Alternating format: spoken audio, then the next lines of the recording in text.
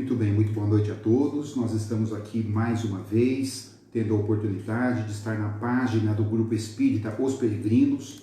Então nós abraçamos todos os amigos desta casa querida na noite de hoje.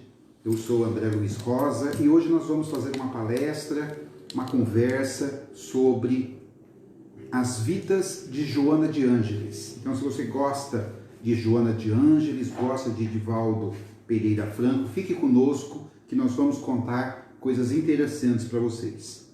Nós vamos então fazer a nossa prece inicial.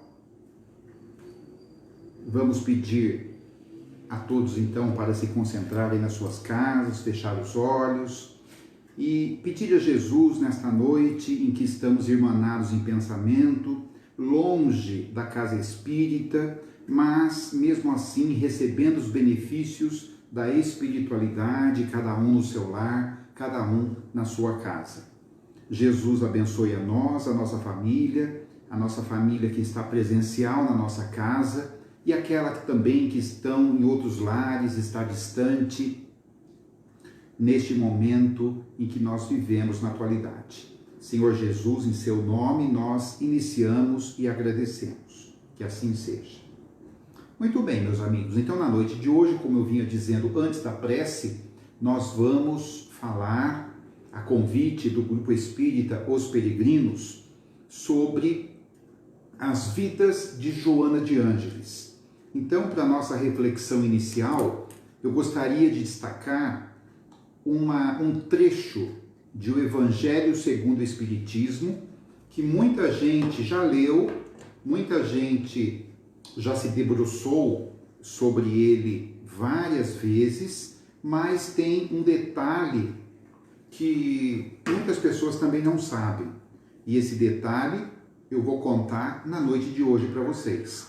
Eu vou pedir licença só para eu compartilhar aqui o nosso vídeo com os amigos também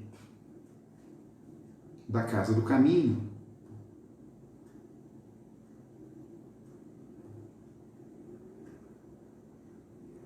E aí então o capítulo a lição que nós então vamos destacar na noite de hoje, para que vocês reflitam, é a paciência, Evangelho segundo o Espiritismo, e nós temos aí no capítulo 9, item 7, a paciência. Então, diz o Espírito que se comunicou nesta mensagem a Allan Kardec, no ano de 1862. Diz assim o Espírito: a dor é uma bênção que Deus envia a seus eleitos. Não vos aflijais, pois, quando sofrerdes, antes bendizei de Deus, onipotente, que pela dor neste mundo vos marcou para a glória no céu. Sede pacientes. A paciência também é uma caridade, e deveis praticar a lei da caridade, ensinada pelo Cristo, enviada de Deus. A caridade que consiste na esmola dada aos pobres é a mais fácil de todas. Outra há, porém, muito mais penosa e, conseguintemente, muito mais meritória, a de perdoarmos ao que Deus colocou em nosso caminho para serem instrumentos do nosso sofrer e para nos porem à prova a paciência. Este é o primeiro trecho, o primeiro parágrafo. Depois tem mais um parágrafo e nós então vemos ao final da mensagem que o Espírito se identifica simplesmente como um Espírito amigo na cidade de Havre, como eu disse já, 1862. Mas por que nós lemos essa mensagem de forma inicial? Porque essa mensagem, quando ele se identifica como um espírito amigo, é nada mais, nada menos do que o espírito Joana de Ângeles, que participou da codificação kardeciana e inseriu no Evangelho de Allan Kardec duas mensagens através da psicografia da época. Olha que interessante. Então, Joana já está na codificação de Allan Kardec no ano de 1862, quando Allan Kardec estava fazendo a compilação aí para o Evangelho segundo o Espiritismo. Já havia lançado, portanto, o Livro dos Médiuns e o Livro dos Espíritos. Então, eu tenho assim uma alegria muito grande de falar com vocês sobre Joana de Ângeles, porque é um espírito que nós o conhecemos desde os tempos de Jesus, em diferentes reencarnações reveladas através de Chico Xavier e de Divaldo Franco.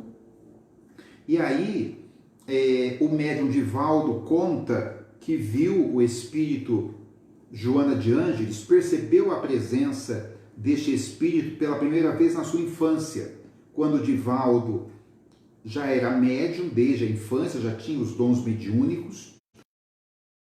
Este espírito através de jatos de luz, onde ele escutou em consonância junto uma voz muito melodiosa, muito canora, e aquilo acalentou muito o seu coração, ele que já sofria em demasia quando era pequenino. Mais tarde, quando ele passou por uma enfermidade muito grave, já rapazinho, e Divaldo teve uma paralisia nas pernas, ficou alguns meses acamado, de julho a dezembro de 1944, numa paralisia obsessiva, onde um espírito o obsediava e não permitia que ele andasse. E ele sempre ouvia aquela voz cantante e dócil nos seus ouvidos, não conseguindo ainda identificar qual espírito era aquele que estava ali fazendo contato com ele. Mais tarde, já tendo se tornado espírita, ele soube tratar-se de um espírito que estava ali para ajudá-lo. Numa reunião íntima, no dia 5 de dezembro de 1945, este espírito esteve com ele pela primeira vez conversando, e ele perguntou o nome e o espírito se identificou. Era uma figura feminina, evidentemente, mas o espírito se identificou simplesmente como um espírito amigo. Aí os anos correram. Em março de 1948, o médium Chico Xavier, ainda morando na cidade de Pedro Leopoldo, convidou Divaldo para passar uns dias com ele, e ele ficou hospedado na casa de Chico, perdoe. E aí o Divaldo perguntou para o Chico quem era o seu guia, quem era o seu mentor ou mentor espiritual.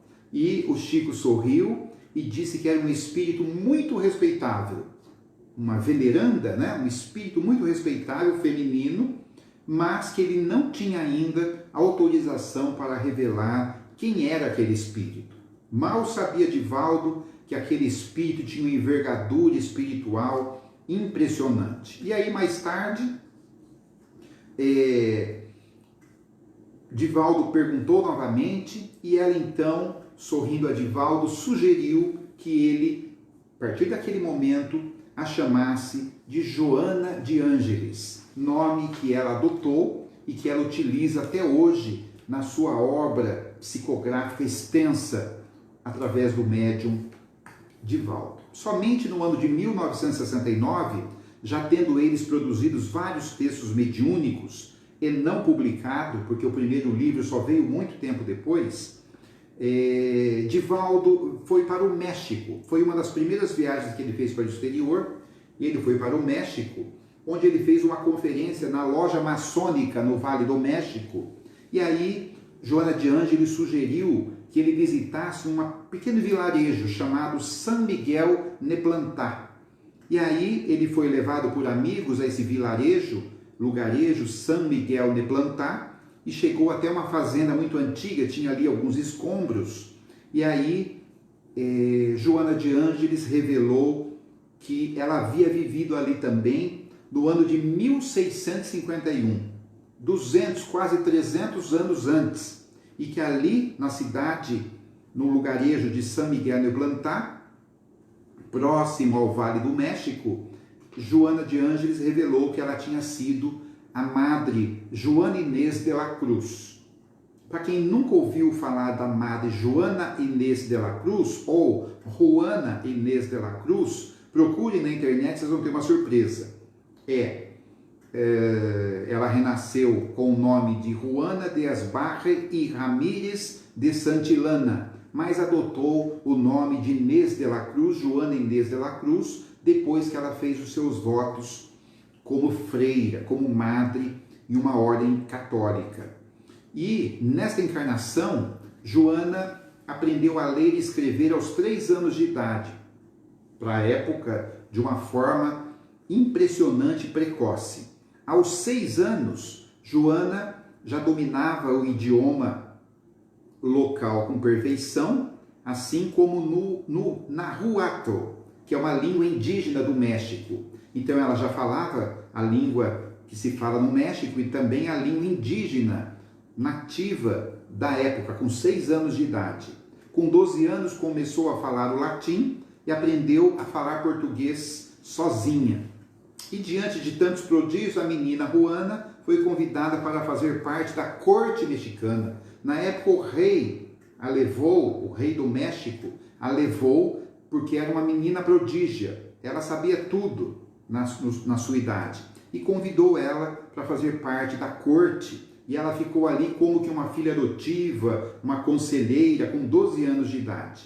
Mas a garota queria aprofundar seus estudos sobre Deus e foi então levada para a ordem de São Jerônimo da Conceição, onde ela, um pouco mais tarde, fez os votos como freira, como religiosa, e adotou o nome de Sor Juana Inês de la Cruz.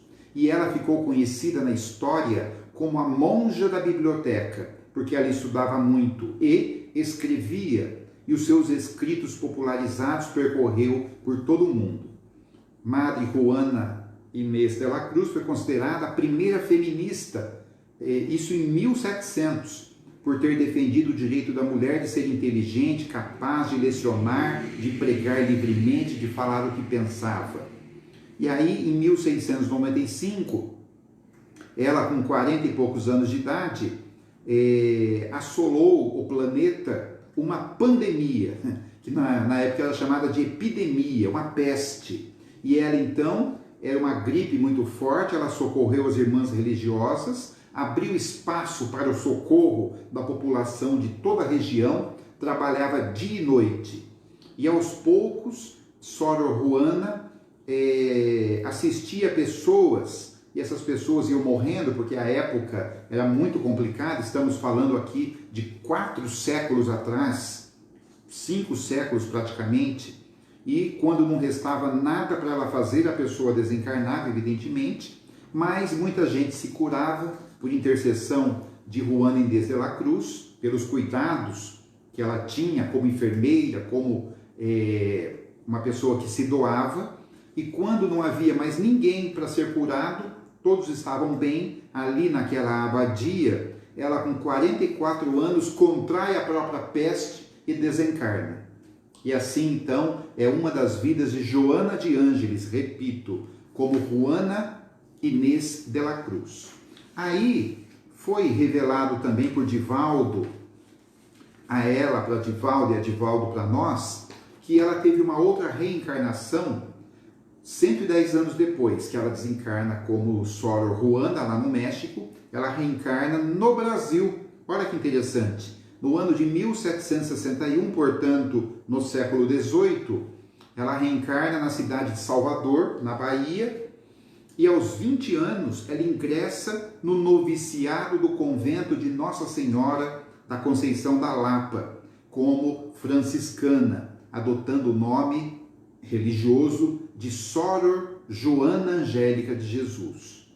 E nessa reencarnação, como uma outra Joana, em fevereiro do ano de 1822, vale lembrar que já estava em plena tratativa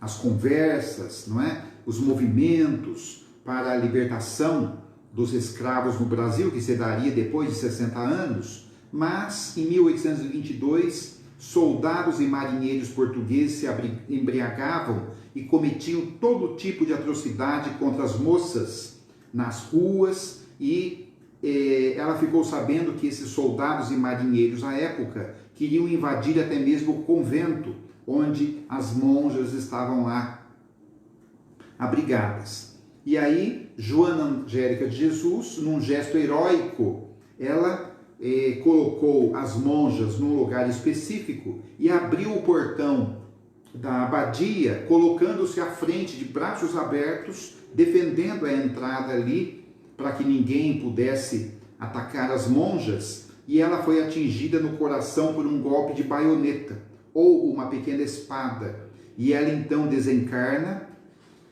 na entrada do convento, defendendo o princípio feminista, defendendo a escravatura também, a libertação da escravatura. E tornou-se a primeira mártir da luta pela independência da Bahia, alcançada somente a independência no ano de 1823, um ano depois. E aí, nós que já sabemos que Joana de Ângeles foi, portanto, recapitulando para você que está entrando agora na nossa palestra virtual, lembrando que Joana de Ângeles, nós falamos aqui que ela foi Juana Inês de la Cruz, no México de 1651, desencarnou na peste, na pandemia, na epidemia chamada época, e depois ela reencarna, algum tempo depois, como Joana Angélica de Jesus, no ano de 1761, e morreu como mártir defendendo as abadesas que lá estavam no seu convento. Quando ela desencarna, a espiritualidade estava num grande propósito. Viria à Terra, aliás, já estava reencarnado na Terra, um professor na França, chamado Hippolyte Léon Denisard de Rivail. E, a partir do ano de 1850, caberia a ele, um pouquinho antes, fazer a codificação do Espiritismo aqui para a Terra. E a espiritualidade já estava se organizando, e aí o espírito Joana de Ângeles foi convidada pelos espíritos superiores a fazer parte da equipe de trabalho do Espírito da Verdade. E ela então, através daquela equipe que compôs o Espírito da Verdade, ela faz parte da codificação de Allan Kardec, e ela então, como eu disse no comecinho da nossa palestra, publica, transmite psicograficamente aos médiuns da época 2 mensagens que Allan Kardec incluiu em Evangelho segundo o Espiritismo, repetindo para vocês, que no capítulo 9, vocês vão encontrar no item 7, a paciência, capítulo 9, item 7, a paciência. Ela assina, repito, um espírito amigo, mas é Joana de Ângeles. E também no capítulo 18, no item 15, ela também transmite uma mensagem chamada Dar-se-á aquele que tem. Dar-se-á aquele que tem. Então nós estamos vendo aí a terceira intervenção do Espírito Joana de Ângeles na Terra.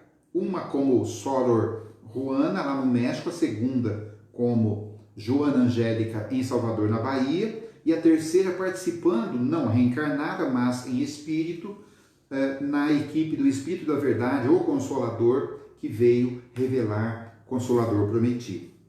Mas aí, nós tivemos a revelação através de espíritos amigos, através do próprio Divaldo, que Joana foi também mártir na época de Jesus. E se você abrir o seu livro Boa Nova, que é um livro que nós recomendamos, Boa Nova é um livro da psicografia de Francisco Cândido Xavier, através do espírito Humberto de Campos, o irmão X, Humberto de Campos. No capítulo 15 tem o título chamado Joana de Cusa, é isso mesmo. Joana de Ângeles, Soror Juana do México, Joana Angélica da Bahia, foi também o espírito Joana de Cusa, que esteve com Jesus, e ela então chamava-se, portanto, Joana, e o seu sobrenome, naquela época as pessoas não tinham sobrenome, ou adotavam o sobrenome do marido, ou adotavam o sobrenome da cidade onde viviam. Por exemplo, Jesus era Jesus de Nazaré, onde ele vivia, nascido em Belém, mas vivia em Nazaré. Maria, mãe de Jesus, era Maria de Nazaré. E Joana adotou o nome do marido e ela então se chamou Joana de Cusa. Cusa era um intendente de Antipas, uma região chamada Antipas, e ele trabalhava para o governo, fez riqueza, ele era um funcionário público, ele fez riqueza, mas Joana então, vestindo-se de forma simples, ela deixava a sua casa para não ser percebida entre o povo e, em meio ao povo, ela ia até a beira do lago e acompanhava Jesus de Nazaré. Ouvia atentamente o que o meigo Jesus de Nazaré lhe dizia. E ela então começa a absorver os pensamentos do cristianismo, os ensinamentos do cristianismo e resolve seguir aqueles ensinamentos. Aí, após a morte do marido, ela fica sem a provisão do governo, sem nenhum tipo de riqueza, e para prover a subsistência sua e a de seus filhos, ela torna-se serva em casa de uma família muito rica, que mais tarde mudaria para Roma, levando ela e os seus filhos. Foi ali que, numa tarde de agosto, no ano de 68 depois de Cristo, Joana de Cusa foi martirizada com seu filho e mais 500 cristãos, os chamados 500, não é? E tiveram seus corpos queimados de tal forma que as chamas chegaram a iluminar a cidade de Roma naquele sacrifício humano.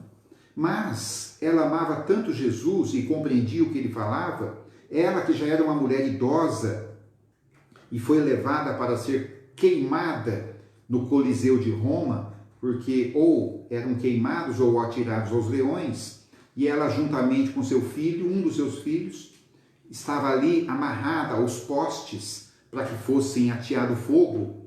E aí um soldado dizia para ela: abjuras, renega Cristo, fala que você não conhece ele, que você não gosta, que você não ama. E ela dizia assim: mas como que eu não amo Cristo? Como é que eu vou renegar o Cristo? Eu o amo profundamente, não posso renegá-lo. E aí o filho, amarrado no outro poste, falava: mãe, pelo amor de Deus, renega esse homem, porque nós vamos morrer.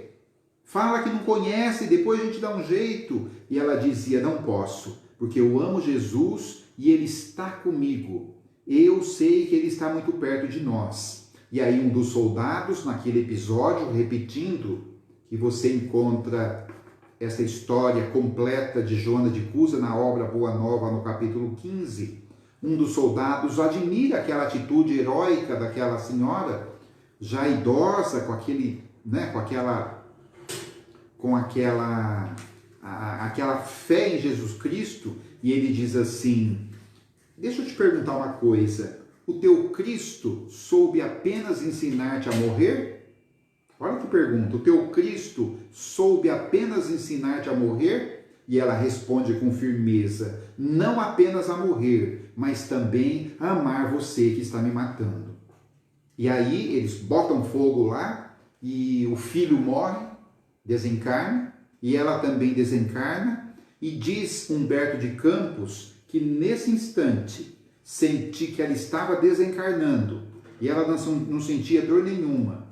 Ela então, no transe do desencarne, ela sente uma mão no seu ombro, e aquela mão lhe dá um alívio, lhe dá uma suavidade, lhe dá uma coisa tão boa, e ela escuta uma voz que ela conhecia tão bem, e essa voz dizia: tem bom ânimo, Joana, eu estou aqui.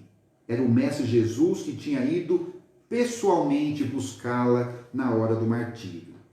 Então, esta Joana de Cusa, dos anos 60 depois de Cristo, é a mesma Juana Inés de la Cruz do México, que nasceu em 1651, é a mesma Joana Angélica de Jesus, de 1761, é o mesmo Espírito Amigo que escreveu a mensagem do Evangelho, codificação que se iniciou a partir de 1857, com o advento do Livro dos Espíritos, e é o mesmo Espírito que vem novamente ao Brasil, e a partir de 5 de dezembro do ano de 1945, se apresenta Divaldo Pereira Franco com a missão de orientá-lo, de supervisioná-lo, de dar todo o suporte para a sua atividade espiritual que ele ia exercer a partir daquele momento. Um dia perguntaram a Divaldo, foi lhe pedido alguma coisa? Ele disse, apenas uma coisa ela me pediu, disciplina. Ela precisava ter disciplina. E o espírito Joana é assim. Segundo Divaldo, é um espírito extremamente dócil, é um espírito que, imagina, ela já conviveu com Jesus, então é um espírito que jamais chamou a atenção dele de forma rígida, sempre com amor, sempre com muito carinho, com forma assertiva, evidentemente, mas com muito amor. E conta o Divaldo que quando ele comete algum equívoco, quando ele desliza em alguma coisa, ela chega de mansinho e lhe conta uma história. E a história serve na justa medida para ele, para que ele reflita, para que ele não cometa o mesmo equívoco. É a mesma dinâmica do Cristo. Conta uma história para que você se baseie naquela história e para que você não se desvie novamente do caminho. Então, isto é Joana de Ângeles. Então eu queria dizer o seguinte, o Divaldo nos conta, eu citei aqui uma data, 5 de dezembro de 45, e conta o Divaldo que a partir desta data esse espírito amigo iniciou a sua orientação, a sua inspiração, através da manifestação mediúnica, onde ela o coordena até a presente data, onde o médium está com 93 anos de idade. Várias mensagens de Joana, antes de Divaldo publicar o primeiro livro, foram publicadas na revista O Reformador, da Federação Espírita Brasileira, e todas assinadas por um espírito amigo. Aliás, Joana só assina Joana de Ângeles a partir do primeiro livro que ela publica no ano de 1964. Este livro tem ainda à venda e se chama Messe de Amor. Messe, com 2 S, M-E-S-S-E. Messe de Amor. Procure esse livro que você vai gostar muito. E aí, o que eu poderia dizer é que Divaldo nos conta algumas histórias saborosas sobre Joana de Ângeles e que eu queria passar para vocês aqui na noite de hoje, aproveitando a oportunidade, dizendo que você pode também aqui enviar o seu comentário, dizendo que você pode colocar a sua pergunta. Por exemplo, a Manuela Lima de Carvalho pergunta qual é mesmo o nome do livro? E o livro se chama Messe de Amor, M-E-S-S-E de Amor. Depois eu posso mandar inbox para ela aqui nas mensagens também. Mas o Divaldo conta que em 1962 ele estava muito doente, ele era funcionário público e ele estava muito doente, com muitas dores. Foi uma época que ele emagreceu 15 quilos, ele tinha muita dor de cabeça e sofria muito para trabalhar, para fazer as suas atividades mediúnicas. Aí numa noite ela disse, Dona Joana, a senhora escreve tantas mensagens, tantas coisas boas, mas nunca escreveu uma mensagem para mim. A senhora não acha que eu estou precisando? Porque afinal eu tenho muitas dores, tenho muitos percalços. E ela sorriu e respondeu para ele, meu filho, eu sempre escrevo na segunda pessoa. Pode perceber, eu sempre uso tu, vós. Então, Divaldo, todas as mensagens que eu escrevo também é para ti. Então aproveite-as. Já estou escrevendo para você há muito tempo. Olha que interessante. A Vanessa Tanque, está escrito assim, André, Joana reencarnou? Li algo a respeito. Divaldo mesmo falando que não é porque ela estava se preparando para reencarnar que ele iria desencarnar. Joana, na verdade, ainda não reencarnou. A ideia que nós temos, e Divaldo já disse isso, que tão logo Divaldo passe para o lado de lá, que nós não sabemos quando vai ser, ninguém sabe, ela já tem a sua reencarnação preparada, mas nós não sabemos quando.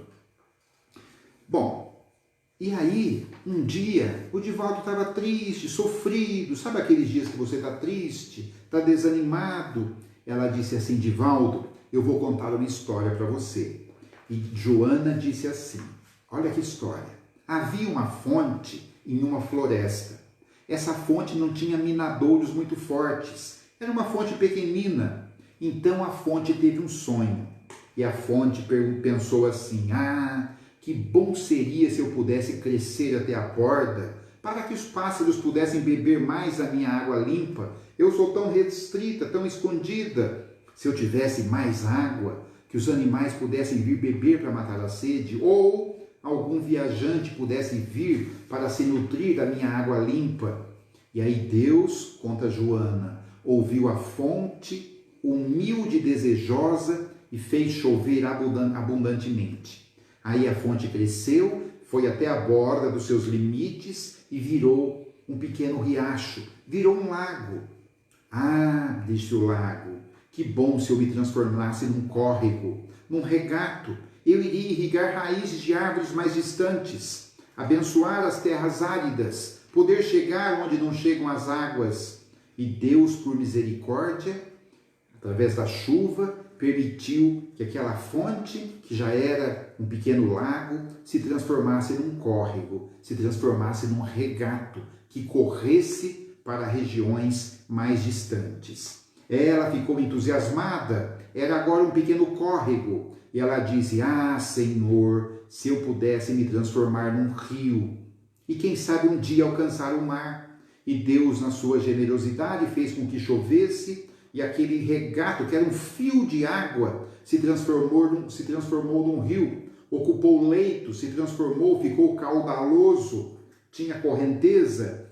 E aí um dia ele disse: ah, Senhor, se o Senhor permitisse, eu queria um dia me transformar num rio mais forte, mais caudaloso, para que eu pudesse chegar até o mar. Eu quero ser mar. No entanto, pensou o rio, tinha muitos obstáculos, pedras, paus, ramos, espinhos, e o rio ficou próximo ao mar com muita chuva, mas não chegou a alcançá-lo. Ah, mas eu gostaria tanto de chegar ao mar, mas são tantos impedimentos. Deus sorriu e fez chover mais, e a água caída e o rio se esforçando, ele conseguiu finalmente chegar ao mar. Até que um dia, na sua última tentativa, num esforço enorme, transpôs o último obstáculo, a última pedra, o último ramo e desaguou no mar. Joana então sorriu e disse para o Divaldo: Divaldo, assim é tua história. Se pretendes alcançar o oceano divino, silencie, cresce na vertical e um dia tu transporás esses obstáculos, porque o oceano do amor divino é a fatalidade que nos aguarda. Então, nós temos essa mensagem aqui do rio que volta para o mar. E aí é a mensagem do Divaldo. Está tudo em ordem aí? E aí, gente, esta é Joana de Ângeles, não é? Nós temos mais alguma pergunta, Cláudia? Verifica aí. Estão falando alguma coisa aí? Estão falando alguma coisa aí? Não fica apertando aí, não. Muito bem, então vamos em frente. E aí, gente, nós temos essas histórias de Joana de Ângeles, anjo da caridade, misericórdia. Assim é definida Joana de Ângeles, mentora espiritual do médium Divaldo Pereira Franco, ela que iniciou sua atuação em benefício da humanidade desde antes da morte do Cristo, tornando-se missionária dele por várias encarnações posteriores.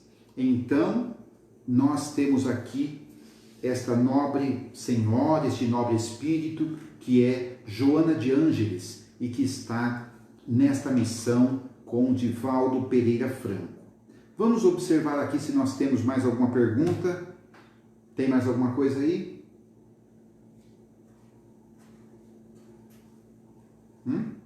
Alguém mandou alguma mensagem, alguma coisa? E aí então nós vamos observando o seguinte. Tem uma pergunta? O que tem? Pode falar. Só boa noite. Ah, tá. Olha que interessante. Dona Ana, mãe de Divaldo Franco, era uma senhora analfabeta, uma dona de casa à época, e ela não entendia a missão do Divaldo. E o Divaldo falava para ela: mamãe, eu vou pregar, porque o Divaldo era funcionário público, como eu disse, e ele então saía, tinha que cumprir o expediente durante a semana, e aos sábados, domingo, feriado, dia santo, né, ele viajava para diversos lugares do Brasil e também aqui na América do Sul para falar sobre o Evangelho. Dona Ana não compreendia por que ele ia tão longe, e aí ele sempre dizia: não, mamãe, eu vou pregar. E um dia ela disse assim: mas meu filho, não tem quem bote um prego lá na parede? Por que você que tem que sair daqui de Feira de Santana, de Salvador, para ir lá pregar? E ela não entendia na sua simplicidade. E conta o Divaldo que quando ela desencarnou, ela, em contato com Joana de Ângeles, percebeu a dimensão daquela tarefa que era de Divaldo. E aí então um dia ela chegou para Joana de Ângeles e disse assim: Dona Joana, eu tenho um pedido para fazer para a senhora. Por favor, eu gostaria que a senhora intercedesse junto à Ordem de São Francisco e também o Senhor e Maria Santíssima, para que o Divaldo pudesse levar essa pregação dele, essa palavra que ele fala e fala também, a outros países do mundo, onde nunca foi feito, nunca se falou de espiritismo neste século. E aí então, por intercessão de Francisco de Assis, sob a supervisão de Joana de Ângeles, conta Divaldo que foi lhe permitido visitar toda a Europa, a África, os países da América do Norte, e aí ele falou o espiritismo nesses anos todos, pelo mundo todo, graças a sua mãe, por intercessão de Joana de Ângeles. Mas tem um caso muito engraçado, que eu gosto de contar sempre nas palestras, quando se fala de Joana de Ângeles, que é quando, me dá um guardanapo desse, que é quando a Dona Ana, que eu já falei agora há pouco, chega para o Divaldo e diz assim um dia: meu filho, eu estava pensando, eu já estou com uma certa idade, e eu estou preocupado porque eu estou um pouco doente. Será que já está na hora de eu desencarnar? Aí o Divaldo falou: mas mamãe, que coisa boba, como é que vamos saber a hora de desencarnar? Cada um tem sua hora. E disse Dona Ana: você não quer perguntar para Dona Joana de Ângeles se eu já estou para desencarnar? Mas mamãe, como é que eu vou perguntar isso para o espírito? Fico até sem jeito. E ela disse: não, pergunta se eu já estou logo para morrer, porque aí eu já fico sabendo logo, já vou arrumando minha mala. E aí o Divaldo, relutante, chegou para Joana, e Joana, sempre bondosa, disse: meu filho, você tem algo para me perguntar? E ela já sabia. E aí ele disse: pois é, mamãe quer saber se ela já está próxima a desencarnar. Ah, ela quer saber isso? Quer saber se a senhora poderia me responder? E Dona Joana falou: não, ela não vai desencarnar agora não. Vai demorar um pouco, fala para ela ficar tranquila. E Divaldo foi falar para ela. Mamãe, Joana respondeu. Ah, respondeu? O que ela falou? Falou para a senhora ficar tranquila. Mas só isso? Não, só isso. Falou para ficar tranquila, ela ficou tranquila. Ah, então tá bom. Os anos passaram. Ela ficou mais velhinha, ficou mais doente. E aí um dia ela disse de novo para o Divaldo: ô meu filho, você não quer perguntar de novo para Joana de Ângeles se eu já estou próxima a desencarnar? E aí Divaldo, de novo com uma vergonha, perguntar aquilo para o espírito, um espírito tão ocupado como Joana de Ângeles. E ela disse: eu vou perguntar. E ele disse: Dona Joana, a mamãe está querendo saber de novo aquela história do desencarne. Joana sorriu e disse assim: pode parar para Ana, para ela já ir preparando a malinha dela, que já está próximo. Ah, é? E Divaldo transmitiu o recado: mamãe, a senhora não sabe, Dona Joana disse para a senhora já ir preparando sua malinha, porque já está próxima. Aí Dona Ana começou a chorar e disse: meu Deus do céu, por que eu fui perguntar um negócio desse? Uma coisa dessa não se pergunta, né? Então, tem esses casos aí também de Joana de Ângeles, que são muito saborosos. E um que eu gosto muito e que eu preciso contar para vocês, não terminando nossa fala antes de contar, quando o Divaldo também ficou doente. Ele teve uma cardiopatia e ele então foi ao médico e o médico disse para ele: nossa, você está com um problema no coração, você precisa se alimentar, fazer exercício e mais fazer repouso. Então vai lá, deita, toma esse remédio, bota esse remédio debaixo da língua e não faça nada por enquanto, porque você está 70% morto. Se você bobear, você, como diz você mesmo, vocês desencarnam. E ele diz: 70% morto? Não é possível. Sim, vai lá e descanse. E o Divaldo então foi lá para sua casa, se deitou, tomou o remédio, ficou lá tranquilo, com medo de desencarnar. Quando foi 10 para as 8, chega a dona Joana de Ângeles, ele já morava lá na Mansão do Caminho, e ela disse: ô Divaldo, você não vai? Ele falou: não vai para onde? Para a reunião, nós temos reunião, está o povo lá esperando, temos tarefa mediúnica. E aí então ele disse: dona Joana, eu não posso ir hoje, porque eu estou muito doente. O médico disse que eu estou com um problema muito grave no coração, posso até desencarnar. E ela disse: ah é? O que mais que ele disse? Olha, pessoal, não tem ideia da gravidade do meu problema? Disse ela que eu estou 70% morto. E aí dona Joana sorriu e falou: meu filho, eu estou 100% morta. Estou indo para a reunião. Então você levante daí, você tem 5 minutos.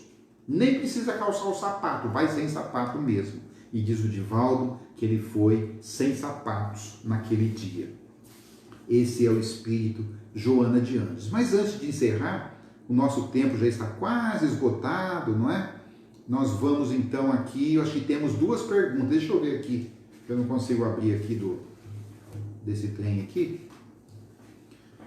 Vamos ver aqui o que nós temos. Que outros livros contam a vida de Joana de Ângeles? Ah, tem vários, não é? Depois eu posso te indicar também, eu não vou lembrar aqui os títulos, mas eu vou te indicar, mas vai na internet, é mais fácil. Vá na internet, você pesquisa lá, as vidas de Joana de Ângeles, realmente você pode pesquisar. André, você acha que nós, o movimento espírita, temos uma dívida de reconhecimento com Joana de Ângeles? Ah, temos, né? Esses espíritos nós temos que ter muita gratidão. Emmanuel, André Luiz, Joana de Ângeles, são espíritos que estão aqui na Terra próximas a nós e nem precisariam estar. Dr. Bezerra não precisaria mais estar aqui conosco. Joana de Ângeles já era para estar habitando esferas mais altas. Então nós temos sim uma dívida de reconhecimento. Nós temos que ter uma gratidão profunda. Quando a gente assiste o livro do Divaldo, o Mensageiro da Paz, nós temos que ter esse sentimento de gratidão. Quando você vê aquele filme do Chico, são espíritos que vieram para se doar, não é? Então isso é muito importante.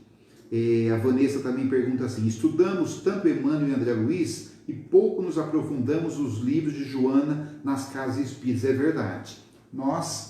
Aliás, eu costumo dizer que a obra do Divaldo ainda não foi reconhecida pela doutrina espírita. Vai ser reconhecida. Para você ter uma ideia, pouca gente sabe que Divaldo já psicografou quase 300 livros. E nós não temos esse conhecimento. Joana de Ângeles tem uma série psicológica. Então, quem quer entrar na psicologia do espírito, atrelar o evangelho com a psicologia,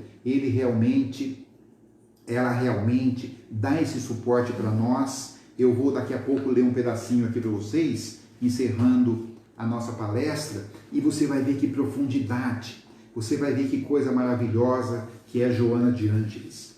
Mas não se preocupem não, quando nós retornarmos aí da pandemia, nós vamos novamente fazer essa palestra presencial, porque muita gente não viu. Aí a gente mostra os slides, a gente cita todos os livros que você está aí nos perguntando, com toda certeza. Mas posso contar mais uma da Joana? Porque é sensacional. Divaldo foi na cidade do Cabo, na África do Sul, e aí então ele foi a convite de amigos, e esses amigos muito abastados falaram: não, Divaldo, pode vir que a gente paga tudo, vamos instalar você num hotel. E os amigos, cheios do dinheiro, queriam agradar o Divaldo, colocaram ele no hotel, não era nem 5 estrelas, era 6 estrelas.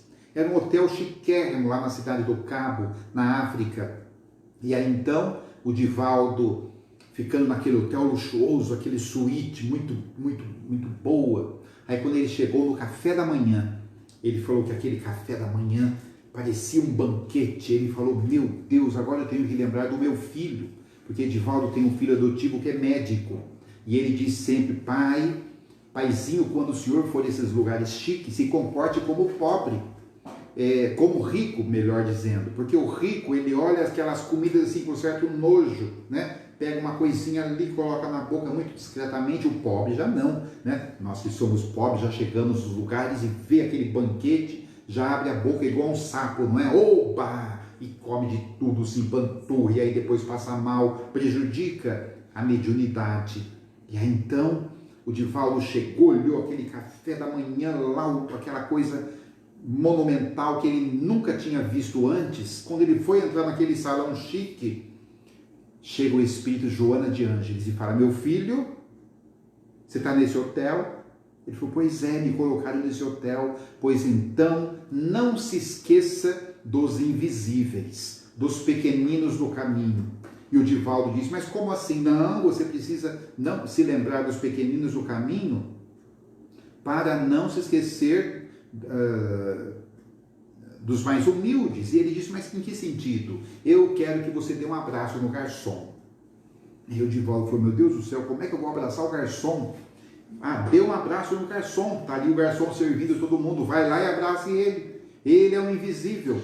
E o Divaldo falou, mas como é que eu vou abraçar o garçom? Isso vai ser um vexame total, todo mundo ali muito chique, olhando para ele. O garçom, negro alto, da comunidade Zulu, é uma etnia que tem lá na África. E ele disse assim, meu Deus, como é que eu vou abraçar esse garçom? Aí ele chegou para o garçom e falou, o senhor me dê licença? E ele disse, pois não.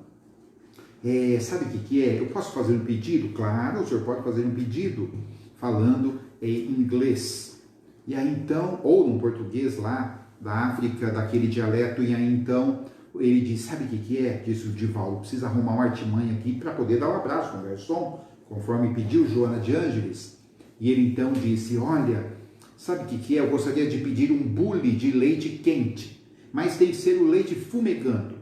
Porque aqui vocês servem o café quente, quando mistura com leite gelado, fica nem quente nem gelado. Nós brasileiros gostamos de café com leite quente. E o garçom falou, pois não, eu levo na mesa do senhor uma jarra de leite, um bule de leite quente. E o Divaldo sentou-se lá na mesa dele, daí a pouco vem aquele garçom enorme, negro, com o bule de leite quentíssimo. O Divaldo levantou e falou, eu vou lhe dar um abraço. Ele falou, não precisa, eu quero lhe agradecer. Ele se jogou no pescoço do garçom e lhe abraçou, e aí todo mundo parou o salão.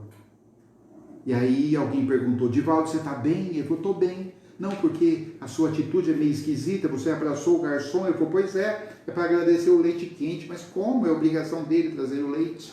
E aí Joana sorria, e aí ela disse, calma que depois você vai entender. No outro dia, eles iam da cidade do Cabo para Joanesburgo, num voo, e o pessoal saiu para passear ali pela cidade antes do voo, e o Divaldo não estava passando bem, teve um problema estomacal, ficou no quarto sem comer nada, não conseguiu se alimentar naquele outro dia, quando aí alguém bateu na porta, era o garçom, que recebeu a notícia que Mr. Franco, Divaldo Franco, estava indisposto e ele foi levar um chá com torradas. E aí o Divaldo abriu a porta e falou, olha, eu vim aqui trazer para o senhor não está passando bem, o senhor não pode ficar sem se alimentar? O Divaldo falou, não precisa, já estou melhor. E aí o garçom contou, olha, eu vim agradecer também, porque aquele abraço salvou a minha vida. Aquele abraço que o senhor me deu salvou a minha vida. Porque eu tenho um câncer na próstata já em estado avançado e eu preciso começar a minha quimioterapia, minha radioterapia, só que a minha classe trabalhadora aqui não tem plano de saúde e nós também não temos convênio nenhum, não temos nenhuma forma de pagar esse tratamento e eu não posso dar essa despesa para minha família, eu tenho filhos pequenos e eu estava pensando em me suicidar. E aí, naquela noite, ontem o senhor me deu aquele abraço. E aí então eu senti pela primeira vez um calor humano, alguma coisa diferente, então eu vim lhe agradecer. E aí Joana sorri, entra no quarto e diz para ele, trate-o bem, porque nós queremos aproveitar ele na matéria da doutrina espírita aqui na África do Sul. O Divaldo não entendeu direito, mas tocou o recado para frente e disse: nós vamos te ajudar. Amanhã nós vamos para Joanesburgo, mas antes você venha falar comigo. Divaldo fez uma vaquinha com seus amigos ricos e recolheu uma quantia em dinheiro, colocou no envelope, passou para ele e falou: aqui está uma parte do seu tratamento. O senhor me dê seu endereço que depois eu vou lhe mandar o resto. E aí o homem, chorando, disse para o Divaldo: qual é a sua religião? E Divaldo falou: eu sou espírita. Nós todos aqui somos espíritas, meus amigos, e eu vim falar em nome do espiritismo aqui na África. E o Zulu, o garçom Zulu, disse: mas o que é o espiritismo? E Divaldo disse: olha, é um pouco difícil eu te explicar aqui em poucas palavras o que é o espiritismo. Uma doutrina tão profunda, tão filosófica, mas eu vou te mandar, juntamente com o seu tratamento, vou te mandar livros. E você, por favor, leia e veja se você goste. Divaldo mandou para ele toda a obra de Allan Kardec, os 5 livros, o Pentateuco. E depois de algum tempo, depois de 1 ano, 2 anos, Divaldo estava já no Brasil novamente, evidentemente, quando ele recebe uma carta do garçom Zulu, e ele então se chamava Balboa. E ele disse: senhor Divaldo, eu já fiz a minha quimioterapia, fiz minha radioterapia e o câncer já retrocedeu, eu já estou dado como curado. E aí ele escreveu na carta assim: e o livro que o senhor me deu, os livros que o senhor me deu, batem muito com a minha cultura, com a minha religião Zulu, porque nós acreditamos também na vida após a morte, nós esperamos a vinda de uma força maior que vai mudar a nossa vida. E eu já estou abrindo aqui na nossa cidade do Cabo um pequeno grupo de estudos, onde nós vamos estudar o Espiritismo e os livros que o senhor me enviou aqui. Então, olha que história bacana também sobre Joana de Ângeles, sobre Divaldo Franco e sobre o Zulu Balboa, não é? Então, meus amigos, é isso que eu tinha que dizer. Se você quer mais um livro de Joana de Ângeles, vá lá na internet e procure Amor Imbatível Amor. Amor Imbatível Amor.